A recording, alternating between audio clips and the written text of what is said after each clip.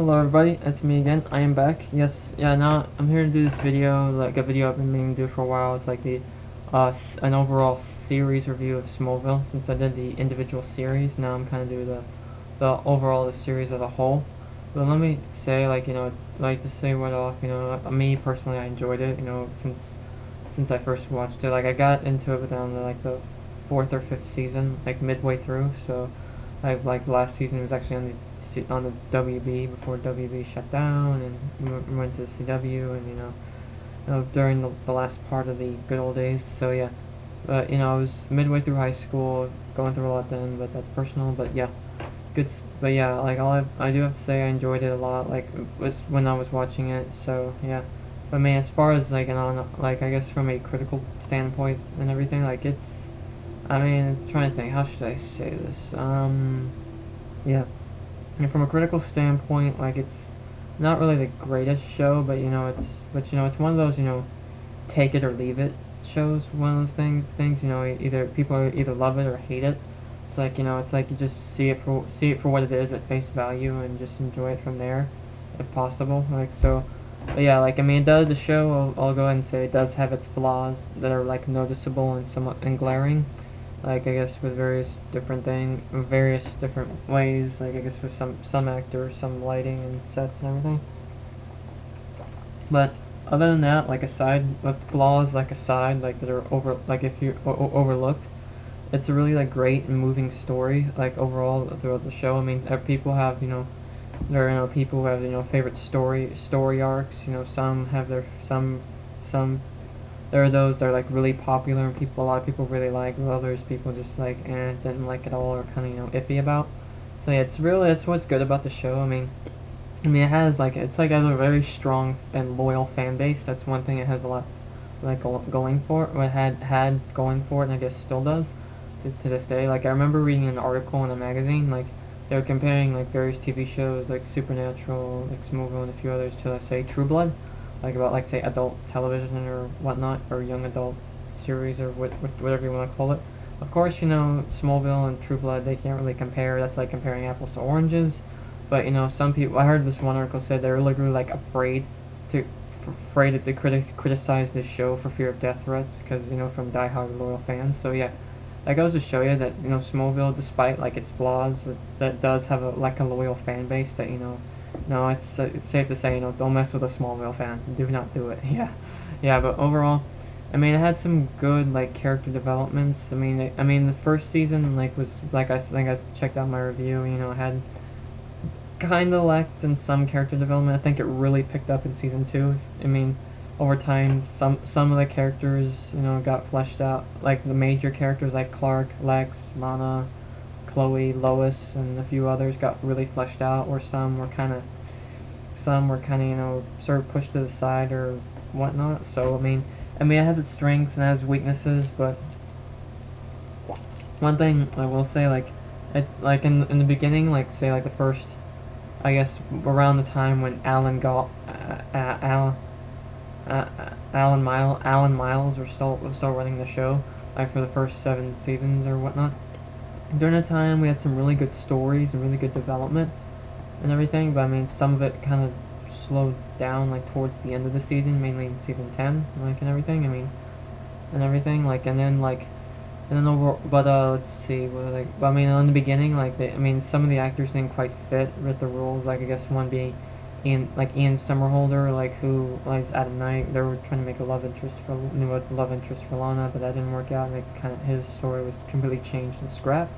Him as Adam Knight, and some thought he was Bruce Wayne, aka Batman, but that proved not to be the case. And there's Eric Johnson, who was on for one season as Whitney, but he kind of felt was one-dimensional and some. But overall, like as the show got on, they did better casting, more memorable characters that people like. There are more memorable characters that people talk about, like say some of the Justice League characters, like Phil Morris as John Jones, aka Martian Manhunter, James Marsden as Brainiac, other characters like I guess Aquaman, Flash, like Zatanna, like as by Saranda Swan. She had guest appearances, but yeah, as there. But yeah, I mean overall, like whatever, it really progressed. Like from the show from being like a Kansas farm town with like weird stuff happening, kind of like, I guess some thought it was like a knockoff of Roswell, or like or mixed in with Roswell, or Dawson's Creek or whatever. It's like a teenage drama with superpowers, but they kind of wanted to sort of just focus on Superman, just be about young Superman developing his powers,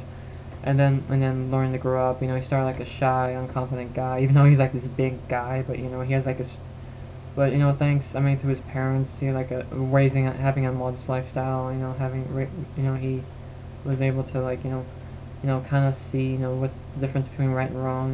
He's a friend. He turned out to be a friend people could trust. He became more confident as seasons went on. More self-assured. Growing up from being a boy to a man. It was like a coming-of-age story, and I love those. Like I identified with it. I remember being unconfident and everything. But over time, I kind of identified with some of it. And then there's Lex, who took the opposite path. He had everything that he had everything Clark didn't have, as in the money, the power. He's like had all the money in the world. Like money wasn't an object to him at all. But he lacked something that he didn't have, like a real family. All he had was this, was Lionel, who was just less than stellar as a father, and was just I mean if Lionel, he was pretty much a sociopath in every way, and everything, and just like he had everything that and everything. It just shows like parallels, dynamics. It was like parent. I mean, it really dealt with real issues parent, people's just like parents, growing up. Let's see, friends, relationships, romance, all like everything that people could identify with. And also the really good thing, what I really liked about the show, like I really did, what a lot of people did, was it blended a lot of genres together. It had some sci-fi elements, fantasy elements, drama, romance, a little comedy here and there, a little horror, even had a little horror in there, had a little, and on the edge of your seat moments, some soap opera stuff. I mean, it had like good, had like there was a little something for everyone in there. There's like a big mix, a little something in there, But I mean, it's one of those shows you'd have to have like an acquired taste for in order to enjoy it. That's I'll just say that. And everything. I guess you could say I kind of have somewhat of an acquired taste for various things. But yeah, like I mean, also with the show, like I never really was into Superman much. Really, he wasn't really one of my favorite characters or superheroes or whatever. But I was watching Smallville. I got into Superman. It shows that Clark Kent. He's human just like everyone else. Like he's one of us. Like he's human, even though he's like sort of the ultimate alien.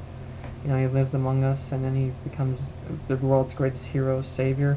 But yet he was still one of us. Like he was really, like he had his flaws. Like he made mistakes constantly. He had misjudgments of errors. He had his flaws. He had his foibles. He, just like everyone else. So yeah. But like overall, like it was a great show. It had some good villains, like Lex being one. Lionel, like he's a huge villain. Like he's like mirrored what Lex was supposed to be. So I think that was really good, establishing Lex as a character and everything. Like like him mirroring his father and everything. That's sort of a common theme. And then we had a Zod later on, like that's Callan Blue, Sam Whitmer, who was Davis Bloom, aka Doomsday, and James Marsden as Brainiac. And then we had like, I mean, later on they did bring in Darkseid, but he was kind of really not. Some fans and myself wasn't really entirely pleased with how they handled Darkseid in season 10. Like, and we expected more. But yeah, they had like very human elements that people would be able to relate to. Betrayal, love, betrayal, revenge, like. And then like lots of different characters, superheroes, like that Green Arrow. Like I should mention Green Arrow, who pretty much when he came along, he kind of stole the show away from everybody. He was very different from Clark Kent. Like he was more ambiguous. Like he was more of an ambiguous kind of character. Like he believed in justice, but yet he was kind of had a misplaced sense of it. Like he was willing, unlike Clark, he was willing to kill and steal in order to. He felt the ends would justify the means in that regard. Like as opposed to Lex, he believes what he's doing is good too. Like there's some ambiguity there too. He believes what he's doing is good too, but he's not. He's just confused. In a sense, Lex and Oliver felt there's a lot of ambiguity there. Of course, Oliver becomes a hero, Lex the villain.